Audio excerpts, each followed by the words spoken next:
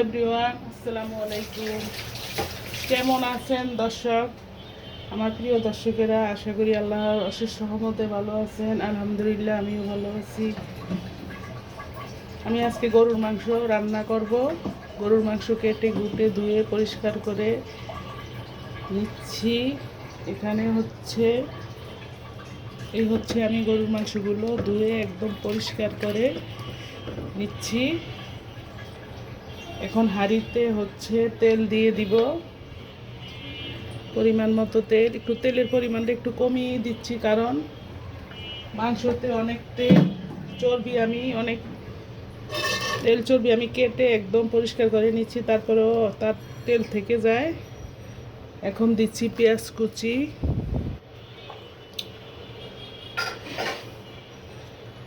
তারপরে দিচ্ছি লবণ, স্বাদ অনুযায়ী লবণ দিচ্ছি আদা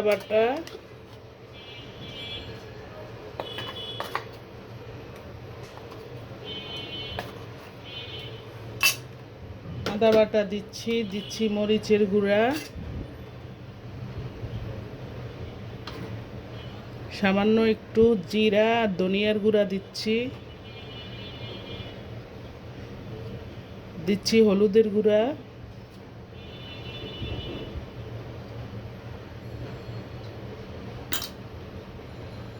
এখন দিচ্ছি রসুন বাটা,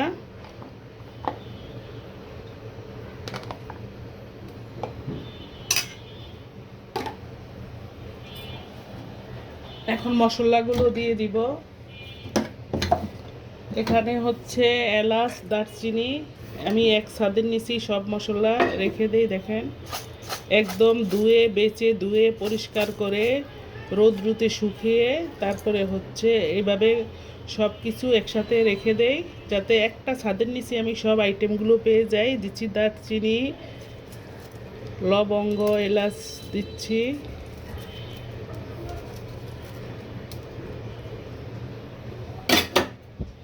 এখন আমি মাংসগুলো দিয়ে দিব। এখানে আমি 1.5 কেজি গরুর মাংস দিচ্ছি মাংসগুলো।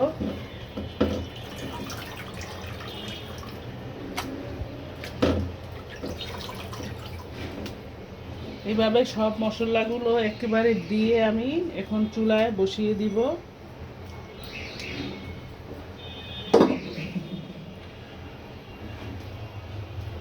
চুলায় আমি বসিয়ে দিচ্ছি, কুকারে করে বসিয়ে দিচ্ছি। চুলার জালটা অন করে দিচ্ছি। এখানে 1.5 কেজিরও বেশি, প্রায় 2 কেজির কাছাকাছি মাংসটা অনেক ভালো। সেদিন যে ভিডিওতে শেয়ার করেছি, 8 কেজি মাংস এনেছে, একদম হাড্ডি বুক করা, মানে সামনের সিনার মাংস। অনেক সুন্দর করছে মাংসটা, মাশাআল্লাহ, আলহামদুলিল্লাহ। ভাগ্যটা অনেক ভালো। তাহলে আমার সাথে থাকুন, দেখতে থাকুন, কোথাও যাবেন না। আমি আরও 2টো আইটেম রান্না করব মাংসর পাশাপাশি। একটা চিংড়ি দিয়ে পালং শাক রান্না করব, আরেকটা লাউর বিচি ভর্তা করব। চিংড়ি মাছ দিয়ে লাউর বিচি, এটা লাউর বিচি, খোসা, মরিচ টেলে নিচ্ছি, আর চিংড়ি মাছ, এটা একটা ভর্তা হবে। তারপরে পালং শাক চিংড়ি মাছ দিয়ে এইভাবে আমি রান্না করে নিচ্ছি। আমার এই রান্নাটা হয়ে গিয়েছে, এখন ভর্তাটা হবে আর সাথে মাংসটা হবে। তাহলে আমার রান্নাটা মোটামুটি কমপ্লিট। দেখতে থাকুন, কোথাও যাবেন না। প্রিয় দর্শক, আমি এখন এখানে ভর্তাগুলো গুছিয়ে নিচ্ছি। এটা বেটে নিচ্ছি, চিংড়ি মাছ, লাউর খোসা, লাউর বিচি, সাথে শুকনা মরিচ টেলে নিয়েছি। এখন ভর্তাটা বেটে নিচ্ছি শিলপাটায়। প্রথমে চিংড়ি মাছ, মরিচ বেটে দিব, তারপরে খোসাগুলো বাটবো।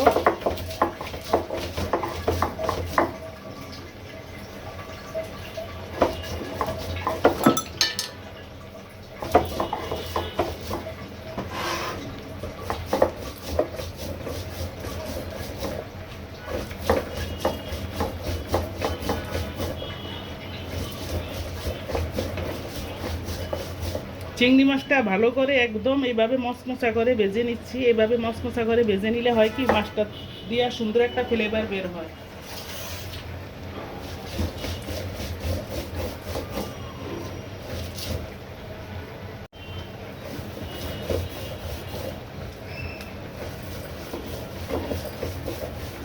চিংড়ি মাছটা বাটা হয়ে গিয়েছে, এখন হচ্ছে আমি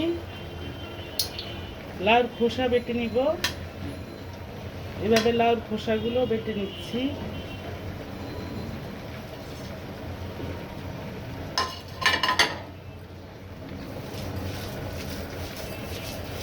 মিহিন করে ভর্তাটা বেটে নিব। ভর্তা যত মিহিন করে বাটবেন ততই কিন্তু খেতে টেস্ট। মিহিন করে বেটে খেয়ে দেখবেন ভর্তা। শিলপাটা একটু কষ্ট হলেও শিলপাটায় বেটে নেবেন।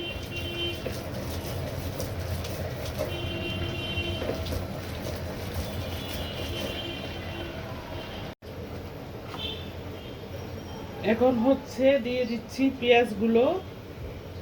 আমি চিংড়ি মাছটা যখন ভেজে নিয়েছি লাউর খোসা চিংড়ি মাছ, তখনও পেঁয়াজ দিয়ে সমান সমান পেঁয়াজ দিয়ে ভেজে নিচ্ছি। এখন হচ্ছে আবার একটু পেঁয়াজ দিচ্ছি। কাঁচা পেঁয়াজটা দিলে ফ্লেভারটা আরও সুন্দর আসবে।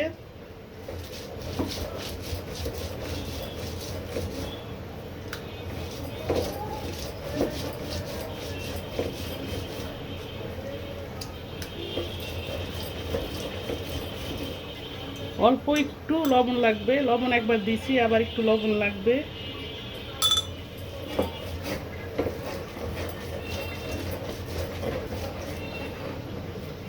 আমার ভর্তা বাটা শেষ।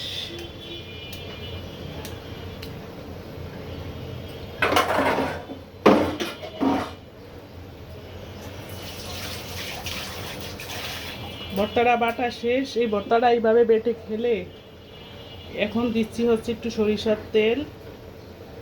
সরিষার তেল দিয়ে আমি ভর্তাটা মেখে ঝুঁকে উঠিয়ে ফেলবো।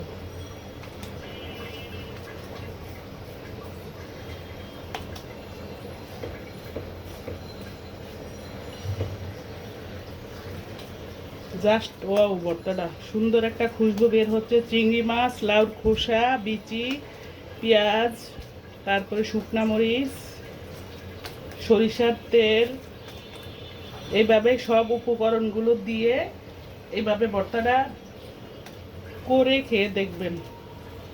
অসাধারণ মজা, খুব টেস্টি হয় এই ভর্তাটা। এই ভর্তাটা হলে এই ভর্তাটা দিয়ে ভাত এক প্লেট খাওয়া শেষ করা যায়, অন্য কিছুই লাগে না।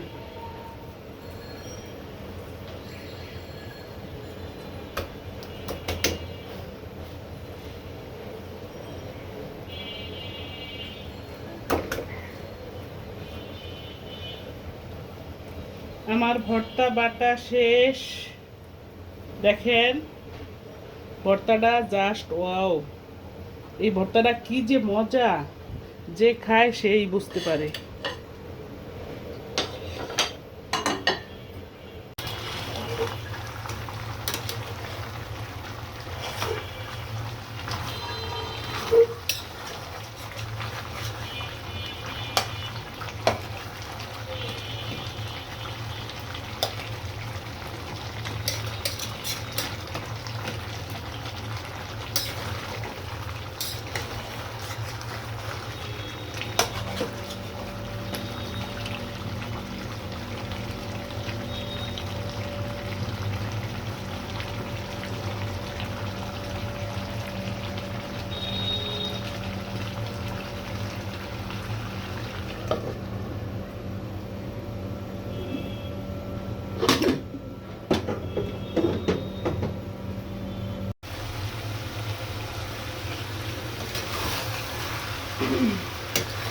মাংসটা আমার কষানো হয়ে গিয়েছে, একদম তেল ছেড়ে দিচ্ছে। দেখেন এই পর্যায়ে এসে করবো কি, এখন হচ্ছে ঝোলের জন্য পানি দিয়ে দিব। সুন্দর মতো কষিয়ে নিচ্ছি। কত বড় একটা হাড্ডি দিছে দেখেন, বিশাল বড় হাড্ডি। এই হাড্ডিটার ওয়েটই আছে আধা কেজি, এত বড় হাড্ডিটা। এখন হচ্ছে আমি ঝোলের জন্য পানি দিচ্ছি, কারণ হাড্ডিটাও নরম করতে হবে।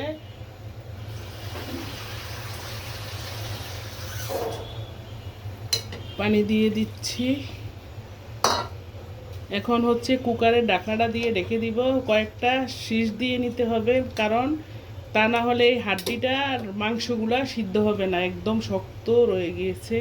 মাংসটা মোটামুটি নরম হয়েছে, কিন্তু হাড্ডিটার অবস্থা খুবই খারাপ। একটা হাড্ডিতেই আধা কেজি ওয়েট। তবে মাংসগুলো ভালো, একদম বুক করার মাংস, দেখেন একদম কুরকুরা হাড্ডি।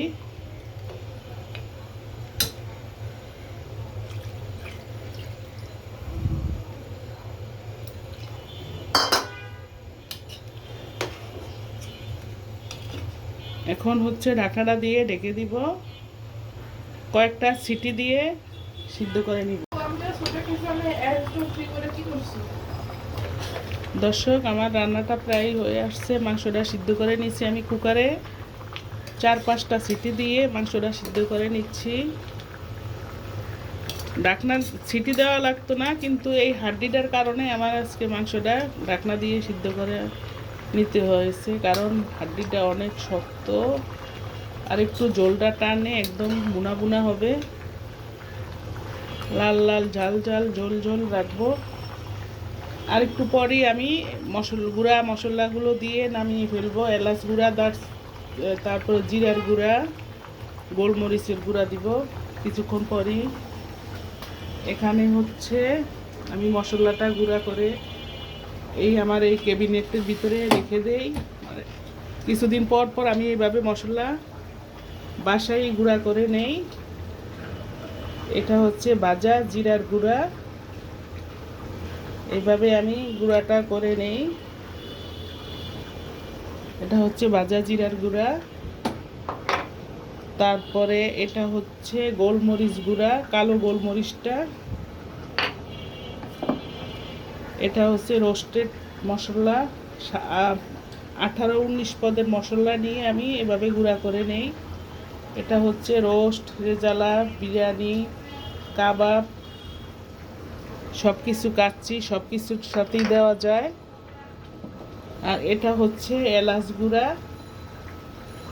এলাচ গুঁড়া আমি 2-3 দিন আগে, মশলাগুলো আমার সব শেষ হয়ে গিয়েছে, আমি আবারও গুঁড়া করে নিচ্ছি।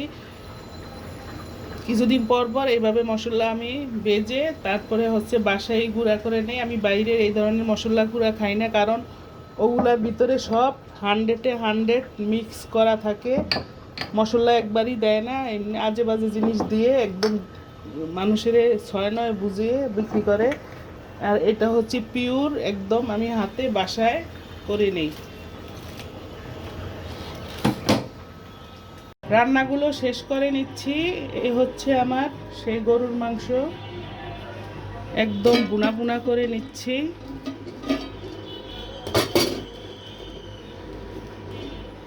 এটা হচ্ছে গরুর লাল লাল ঝাল ঝাল ঝোল রেখেছি, একটু লাল লাল ঝাল ঝাল ঝোল ঝোল, খেতে দুর্দান্ত মজা। আমি একটু চেকে নিয়ে দেখেছি, দুর্দান্ত মজা, একদম কষা কষা করে। দেখেন হাড্ডিটা অনেক লোভনীয়। মাশাল্লাহ বলবেন সবাই, নজর দিবেন না। মাশাল্লাহ বলবেন, মাশাল্লাহ, তাবারাকাল্লাহ। আর এই হচ্ছে আমার, আমি এগুলো অফ ক্যামেরায় করে নিচ্ছি। এটা হচ্ছে চিংড়ি মাছ দিয়ে পালং শাক রান্না। এটা চিংড়ি পালং। আর এটা হচ্ছে সেই ভর্তা, লাউ খোসা বিচি চিংড়ি মাছ দিয়ে ভর্তা করে নিচ্ছি।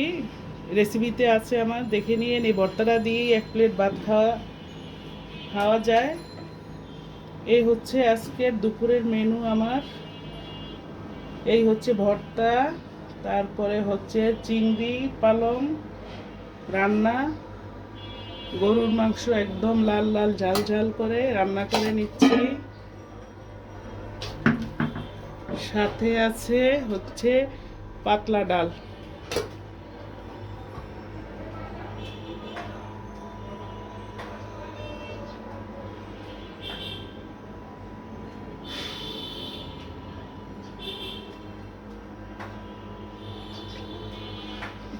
দর্শক, আমি ভিডিওটা এখানেই শেষ করছি। আপনারা সবাই ভালো থাকেন, সুন্দর থাকেন, আল্লাহ পাক ভালো রাখুক। আসসালামু আলাইকুম।